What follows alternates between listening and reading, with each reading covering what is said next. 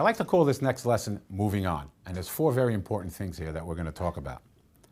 First thing I want to talk about is if we have a losing trade, traders have the tendency to want to run back in and make their next trade. Why? To make up for the money they just lost on that trade that they just did.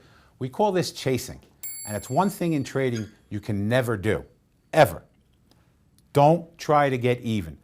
I hear a lot of my traders say all the time, I just traded Apple and I lost $65. Apple owes me money. No, Apple does not owe you money. No stocks owe you money.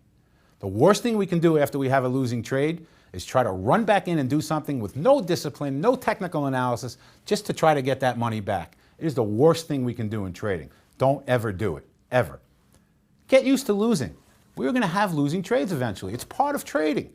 The bottom line is, we're probably going to make money on between 80 and 85% of our trades. The winners are going to overwhelm the losing traders.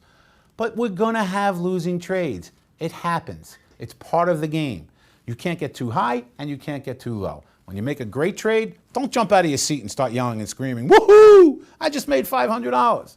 And when you have a losing trade, don't go open a window and think you're going to jump out. It's going to happen. We have winning trades, we have losing trades. Stay on an even keel.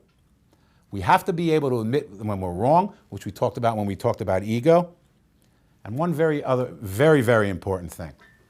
When you're in a trade and you don't have stop orders in, you're going to have big losses very quickly. And they don't come without warning. This is where you have to have the discipline.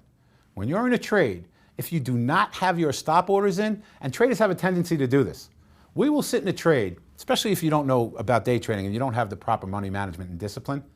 Traders will sit in a trade, it'll start going against them, they're down $100, they're down $200, they're down $300, and now they're sitting and they're hoping that the stock goes back up and they can somehow get out of that trade. Let me tell you something right now, and this is extremely important. Hope is not a strategy in day trading or in life for that matter. So big losses do not come without warning. Don't let that happen to you when you're trading. Let's move on to the next lesson.